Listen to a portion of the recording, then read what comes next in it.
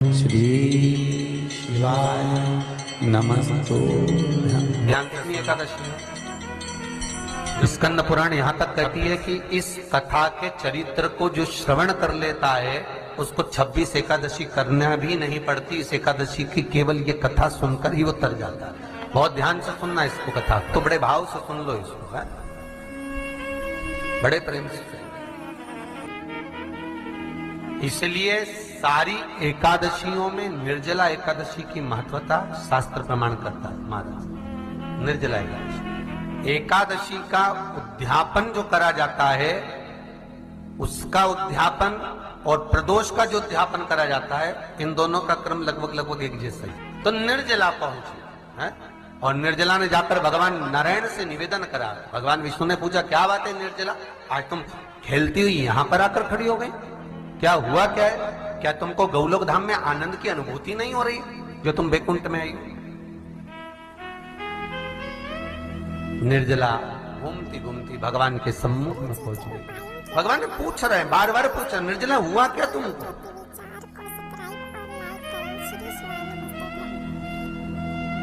ए निर्जला, ए एकादशी, हुआ क्या है तुमको? क्या कारण है तुम्हारे यहां आने का, बैकुंठ पहुंचने का? बहुत ध्यान देना महाराज। शास्त्र कहता है सोमवार, मंगलवार, बुधवार, गुरुवार, शुक्रवार, शनिवार, ये देवता वो देवता सबके व्रत कर लो, सारे व्रत कर लो, पर ये व्रत आपको परमात्मा के धाम तक लेकर नहीं जा सकते, क्योंकि इनका जो पुण्य है वो मृत्यु लोक में आप थोड़ा सा भी गलत करते हैं तो पुण्य समाप्त हो जाता है। पर हिंदू धर्म के 3 व्रत ऐसे बता दिए जिन व्रतों का पुण्य समाप्त नहीं हुआ।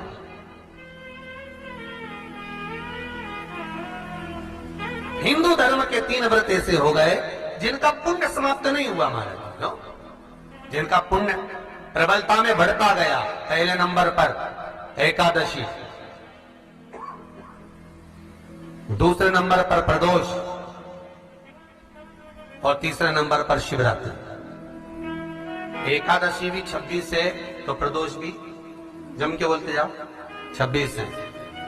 शिवरात्रि केवल 12, केवल 12, और अगर अधिक मास की पड़ जावे तो ये पर अधिक की आय सो 13 है। तो यहां शास्त्र कह रहा है कि 3 व्रत हमारे यहाँ जिनका पुण्य समाप्त नहीं हुआ, जिनका पुण्य प्रबल हुआ, बड़ा। इसलिए आज भी माता एकादशी का व्रत करती है, और एकादशी का व्रत कर कर अगर कोई जीवात्मा को देते हैं, कोई मर भी गया तो उसको एकादशी का दान देते हैं। एकादशी का उसको दान दिया है। महाराज निर्जला खड़ी है, पूछा क्यों आई हो, क्या कारण? निर्जला आई, तब लक्ष्मी मैया उठकर निर्जला के करीब में गई। निर्जला बहुत सरल थी निर्जला। कहते हैं कामा एकादशी सबसे लंबी है। कौन सी एकादशी? कामा। फिर मोक्षदा उससे नीची है महाराज, और निर्जला जो है बिल्कुल छोटा स्वरूप है। निर्जला का मतलब देखा जाए तो केवल 2 चोटी करी हुई है। मस्तक पर भोर लगा हुआ है निर्जला के, माथे पर बिंदी लगी हुई है निर्जला के, सुंदर गले में तुलसी की मालाएं पहनी है निर्जला, हाथ में जो हाथ फूल जैसी माताएं पहले पहनती थी, आपको ध्यान में होगा, ऐसा बड़ा फूल होता था, अंगूठियां पड़ी होती थी, हाथ में ऐसा लगा रहता है। तो निर्जला हाथ फूल भी तुलसी के धारण करी, बड़ा सुंदर स्वरूप है माता निर्जला का महाराज। छोटी है तो माता लक्ष्मी उनके पास में गई और निर्जला से जाकर पूछा, निर्जला तेरे आने का कारण क्या है, तू बता। नारायण आपसे पूछ रहे हैं कि क्यों आई हो, किस लिए आई हो, क्या है तुम्हारे आने का कारण? निर्जला ने कहा, मेरी विनती केवल इतनी सी है मां, कि मैं ये चाहती हूं कि मैं जीव के प्राण छूटने के बाद उसके प्राणों को जिस समय मैं लेकर जीवात्मा के प्राणों को परमात्मा तक भेजूं, बैकुंठ तक भेजूं, गौलोक धाम तक भेजूं, उस बीच में मुझे ले जाते समय कई नरक भी बीच में पड़ेंगे, कई स्थान ऐसे बैतरणी आदि के स्थान बीच में आएंगे तो वो स्थान में मुझे रोका ना जाए, मैं सीधे भगवान के धाम पहुंच जाऊं। ऐसी कृपा, ऐसी दया।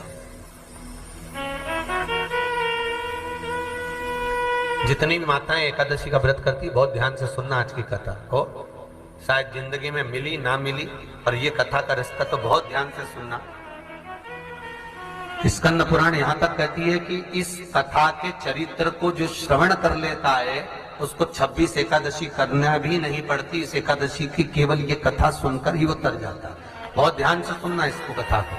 सबसे पहला नियम एकादशी व्रत का, सबसे पहला नियम है कि आप जिस दिन व्रत करो उसके एक दिन पहले भक्ति का संचार इस हृदय में करो। भक्ति का संचार इस हृदय में कर लीजिए। जिस दिन आप व्रत करो, जैसे एकादशी का व्रत कर रहे हो तो दशमी के दिन शाम का समय जब आवे, रात्रि जब होने लगे, शाम का समय आवे और रात्रि का आप जब भोजन ग्रहण करो तो उस भोजन में कोई ऐसा पदार्थ ग्रहण मत करिए जिस पदार्थ के कारण आपकी एकादशी बिगड़ जाए। कोई बेकार भोजन में ग्रहण नहीं करना, श्रेष्ठ भोजन ग्रहण करिए दशमी।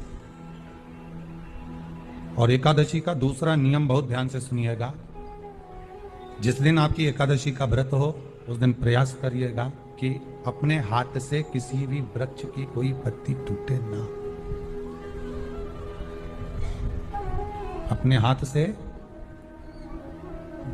किसी भी वृक्ष की, पौधे की, किसी भी वृक्ष की पत्ती अपने हाथ से ना टूटे।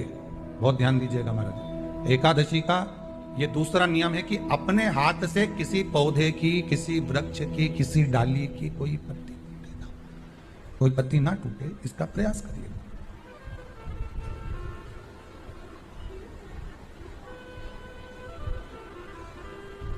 कितना सुंदर व्याख्यान कहा है, कितना सुंदर वर्णन है महाराज, कि मात्र एकादशी का व्रत कर लेने पर, मात्र एकादशी का व्रत कर लेने पर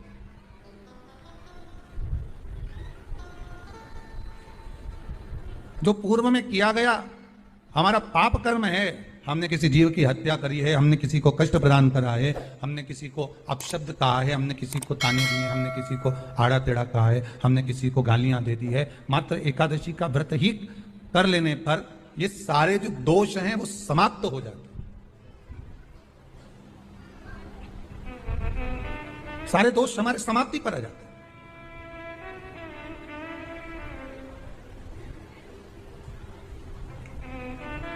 अब एक विचार करिएगा थोड़ा सा अपने मन में, अपने चित्त में, अपनी वृत्ति में एक बात उतारिएगा, एक अपने मन में एक बात को उतार कर रखिएगा कि आप अपने पाप को, अपने पाप कर्म को जिस दिन क्षीण करने वाले हो, समाप्त करने वाले हो, अपने पाप को आप जिस दिन समाप्ति पर लेकर जा रहे हो, तो उसके एक दिन पहले आपको प्रसन्नता होना चाहिए कि नहीं होना चाहिए कि कल मेरा पाप कटने वाला है, कल मेरा पाप समाप्त होने वाला है। जो मैंने पाप कर्म करा है वो समाप्त होगा, जो मैंने पाप कर्म करा है वो कल समाप्त हो जाएगा। तो एक दिन पहले आपके चेहरे पर प्रसन्नता हो कि ना हो?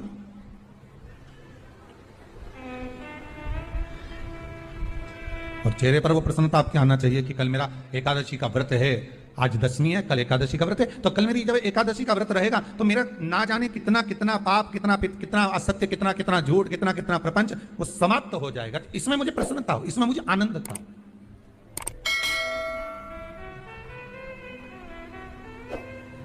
तो क्या कहा गया कि प्रयास करिएगा कि एकादशी के दिन कोई वृक्ष की, कोई डाली की, कोई पोपल की कोई पत्ती ना तोड़ी जाए। क्यों? तो कहा अगर उस पत्ती को हम तोड़ देते हैं, वृक्ष की पत्ती को या क्यारे में लगी हुई कोई डाली की पत्ती को हम तोड़ देते हैं तो एकादशी का पुण्य फल प्राप्त नहीं होता।